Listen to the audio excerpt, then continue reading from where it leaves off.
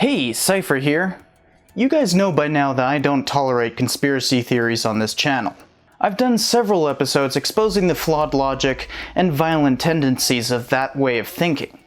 If somebody believes in conspiracy theories, they are called a conspiracist, not to be confused with conspirator, which is somebody participating in a conspiracy. Conspiracism, on the other hand, is absolutely opposed to the historical method. The term conspiracy theory was coined by historians more than a century ago, specifically to identify people who were refusing to deal with history.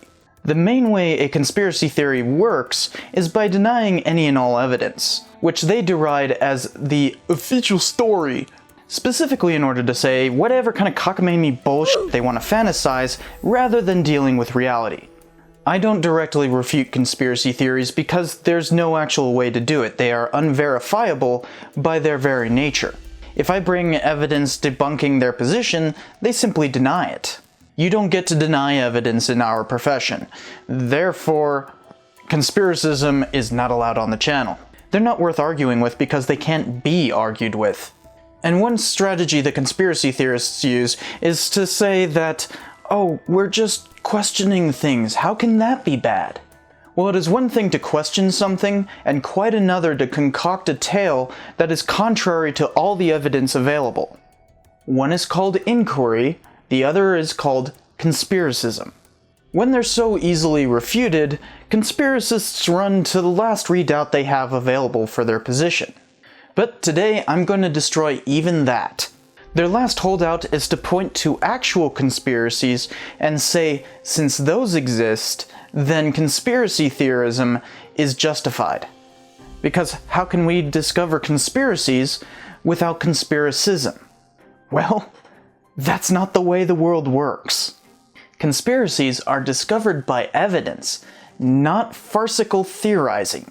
So today, I'm going to talk about some actual American conspiracies and how they were found out.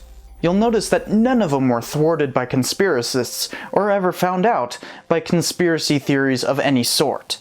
That's not how investigation works. You can't investigate something while simultaneously denying what you're investigating. So let's look at the reality of conspiracies in the US, and thereby prove that conspiracy theorists have really done nothing but harm the world. Now, this obviously can't be exhaustive of any sort, but it should be enough to show the nature of conspiracies and how they get found out. You'll be surprised because most of them get found out because the conspirators are stupid.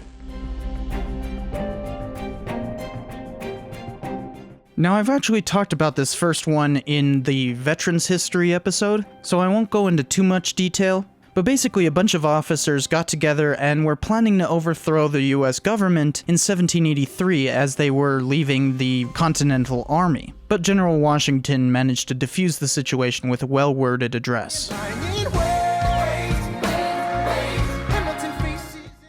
Aaron Burr, who was Vice President of the United States, basically conspired to filibuster Texas, which was under the control of Spain at the time. Because of the Louisiana Purchase, several Americans were making the argument that Texas was rightfully American land. So Burr conspired with a bunch of rich aristocrats within the United States to take some of that land that was supposedly American and turn it into an independent country. We don't really know if this is actually a real thing that he was going to do, just a lot of people said that he was planning it. As vice president, it kind of represented treason. But since it never really went through, the courts couldn't say that he actually did anything wrong. By the way, one of the witnesses against him was Andrew Jackson. But Burr, as a result, kind of fled the country so that he didn't have to face any more prosecution. When he returned, he actually changed his name because of the ignominy of the conspiracy.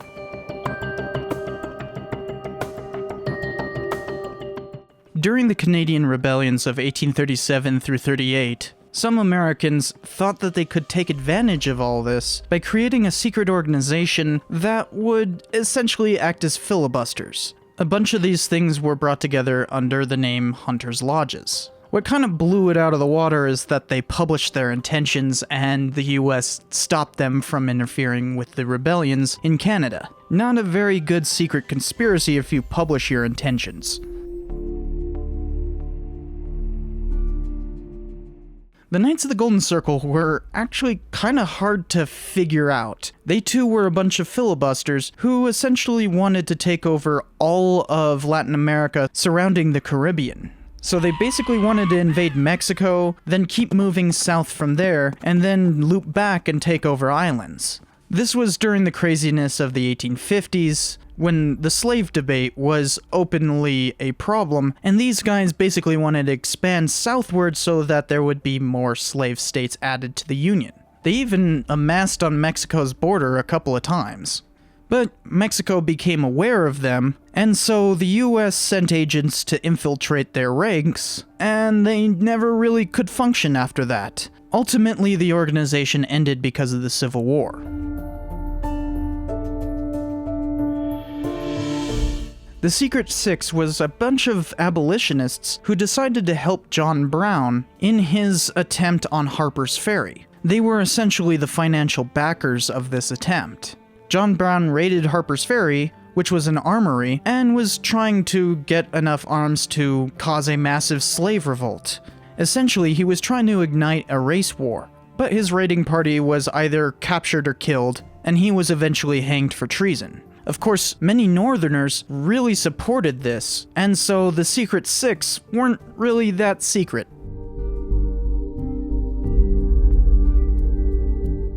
Now, we all know about John Wilkes Booth assassinating Abraham Lincoln, but did you know that it was actually part of a larger conspiracy to assassinate basically the entire upper echelon of the US executive branch?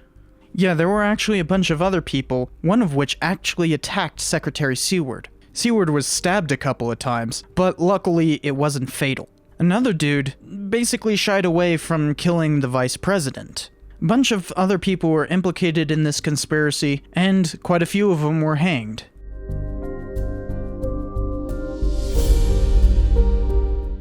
The Tuskegee syphilis experiments, I don't know if I can exactly qualify them as a conspiracy, but a lot of people use them as a way of saying that this proves that conspiracy theorizing is good. So let's just talk about what happened here. Basically, U.S. Public Health Services denied syphilis care to a bunch of syphilitic black people. They would give them saline rather than treatment. And this is after the cure to the disease was discovered.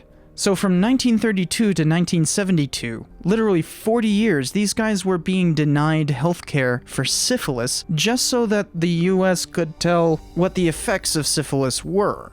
It is a highly unethical experiment, but it wasn't like it was a complete secret. I guess you could call it an open secret. Yeah, it was reprehensible, but it also followed the standards of blind studies. So if this is a conspiracy, then all blind studies are conspiracies. Plus, there were calls to end the study pretty much throughout all of it. But the study's practitioners were actually publishing their findings, so it's not like this was some sort of conspiracy that was out of public view.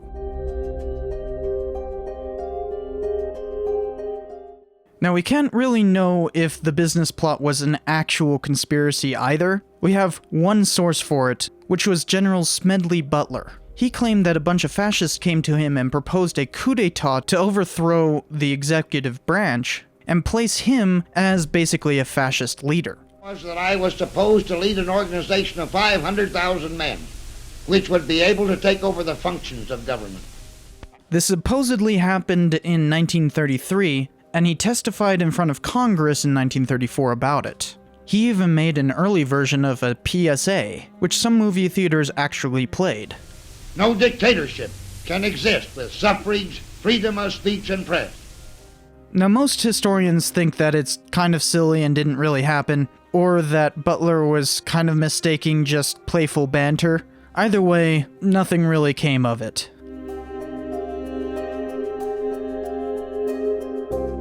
This is another one where I don't think I need to explain it that much. The Japanese in 1941 conspired to attack Pearl Harbor, Wake Island, and the Philippines almost simultaneously. The attack was supposed to begin 1 hour after the Japanese declared war, but the Japanese ambassador did not decode the message until 2 hours after the attack.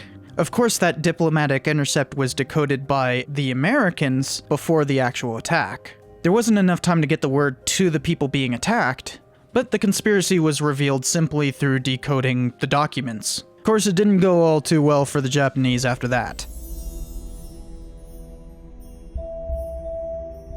The name Operation Mockingbird is actually a bit of a misnomer. That name is derived from a different project by the CIA, but the news has a way of mixing things up a bit. Basically, the CIA was funneling news into various media outlets. They even funded various student organizations. In either case, the very news that the CIA was trying to manipulate ended up reporting on the manipulation. Oops.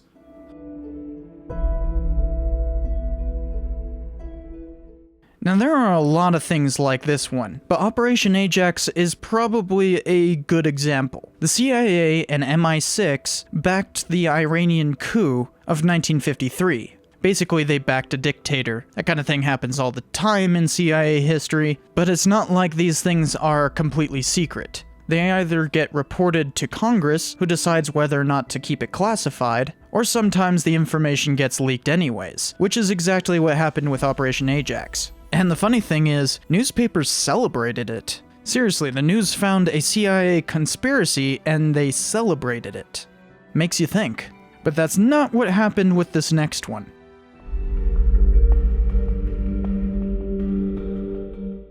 MKUltra is bathed in an aura of mystery. We actually have pretty good information on what happened, but because the details are so salacious, people automatically try to make up more. So these are real experiments in mind control by the CIA. Yes, the CIA experimented with mind control. They were basically funding really unethical experiments.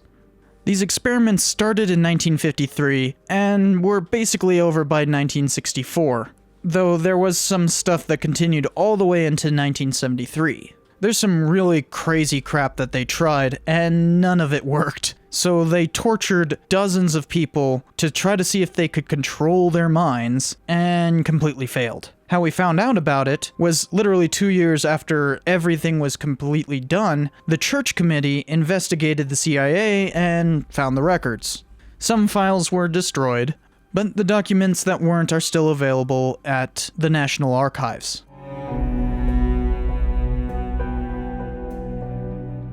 This is another one of those CIA-related conspiracies that I'm kind of using as a stand-in for a bunch of other ones. But this time, it's US-supported terrorism. That's right. America has supported terrorism, actually in a number of ways, and in a number of countries. The real beginnings of which started in Italy right after World War II, blossomed with attempts to fight the communist regime in Cuba, and spread from there, almost always trying to fight off communism. But Operation Condor is where it gets really nasty. From 1968 to 1989, the US supported right-wing governments in South America.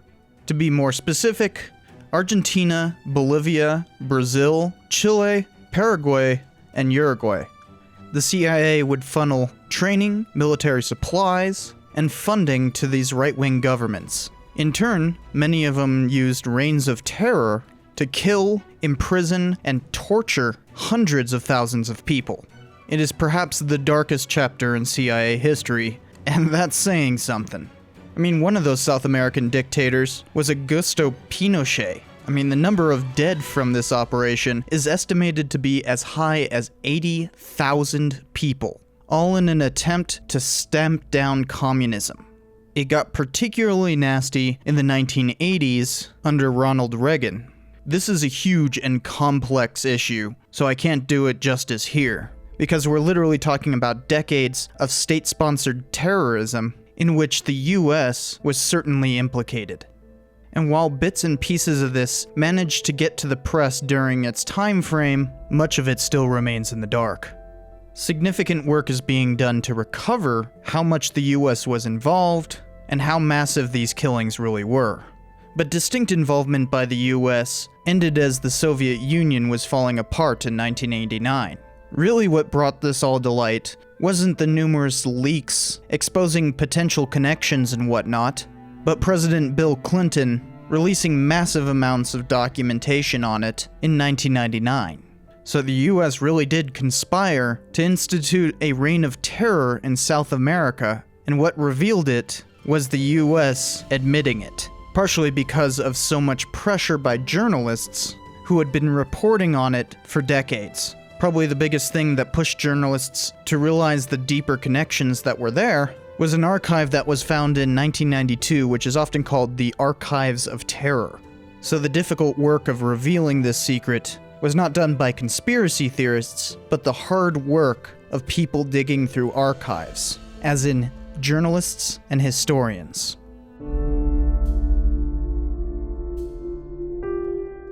This is another one that pretty much everyone already knows about. President Nixon sponsored stealing internal documents from the Democrats. These bungled burglars were caught, and an investigation ensued. That I welcome this kind of examination, because people have got to know whether or not their president is a crook. Well, I'm not a crook. Now, it's a bit of a misconception that Woodward and Bernstein were the ones who brought down the president, but they did publicize that Nixon was trying to cover up his involvement with the Watergate scandal. You see, Woodward and Bernstein's main source, a fellow that they called Deep Throat, but was actually Mark Felt, was the FBI director who ultimately was in charge of the Watergate investigation. What revealed Nixon's involvement was that he had recorded himself on tape plotting the cover-up. You called me. Good deal. Let's play it tough. That's the way they play it. That's the way we're going to play it. Okay. So yeah, not a good idea if you're going to conspire to do something to record yourself. And the FBI requisitioned those tapes, and, well, then Nixon resigned.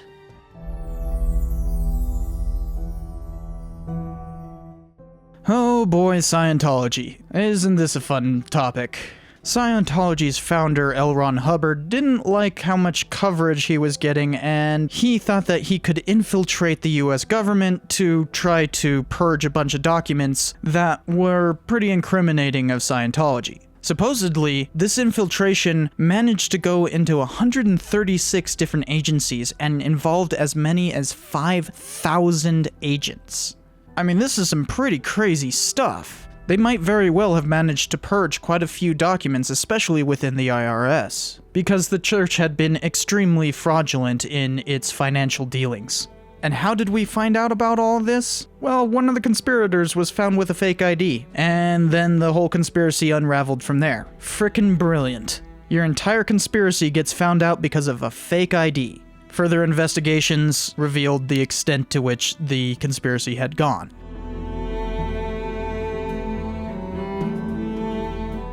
Up in Oregon, there was a conspiracy by a cult of people following a guy named Bhagwan Sri Rajneesh. They conspired to poison the food of a bunch of people, all in the vain hope of influencing an election. This bioterror attack actually went through, and over 700 people were infected, but only 45 people had to go to the hospital. Obviously, what revealed this conspiracy was the fact that people were getting poisoned. An investigation followed, and the leaders of the conspiracy were put in prison.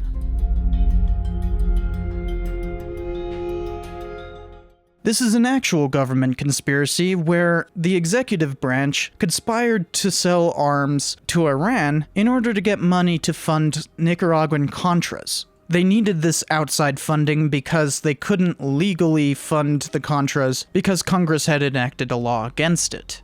Well, the Iranians were a bit of blabbermouths, and so Congress found out. They investigated. Oliver North tried to cover it up by shredding documents, but the conspiracy was revealed.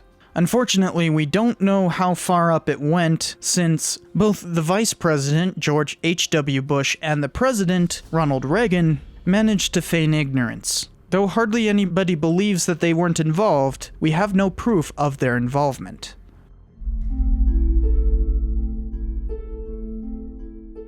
In the lead up to the Persian Gulf War, people were appearing in front of Congress citing a bunch of human rights violations by Iraq. One particularly powerful testimony was given by somebody who was only named Nayirah for their testimony. Later, it turned out that she was the daughter of a Kuwaiti ambassador, and much of what she said was probably made up, but that wasn't revealed until 1992, after the Gulf War. Her testimony was a key part of the US going to war in Kuwait against Iraq. It basically served as the emotional backbone, even though it was ultimately about Iraq invading Kuwait. So it's not as though her testimony swayed the UN into war, but it was a significant factor. If only they had looked into her last name, it would have been easy to find her bias. But she was part of a group who were conspiring to give these false testimonies, called Citizens for Free Kuwait. And so it was in their interest to mislead the UN. And emotional testimony has a way of doing that. I'm glad I'm 15, old enough to remember Kuwait before Saddam Hussein destroyed it, and young enough to rebuild it. Thank you.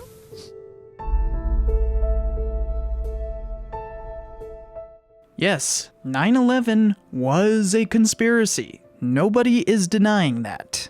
And if they are, I don't know what they're talking about.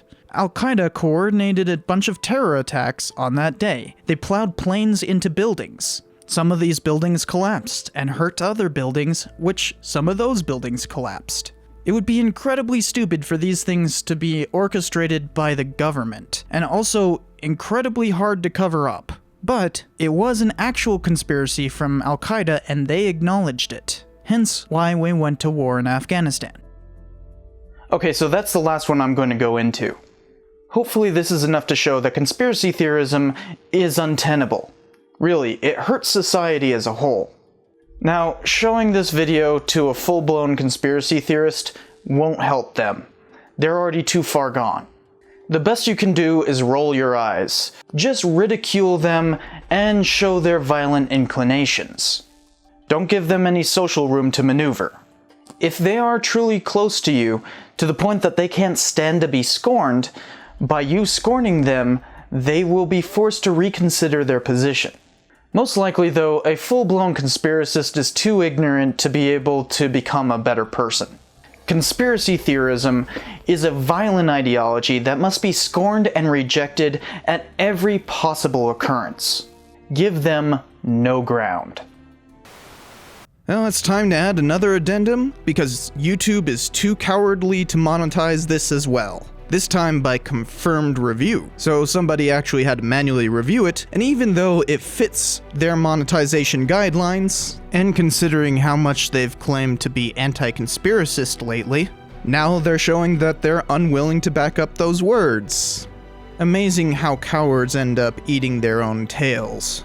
So please consider buying a shirt or donating on Patreon, because it is the only way I can make these kinds of videos, since YouTube is too cowardly to support them.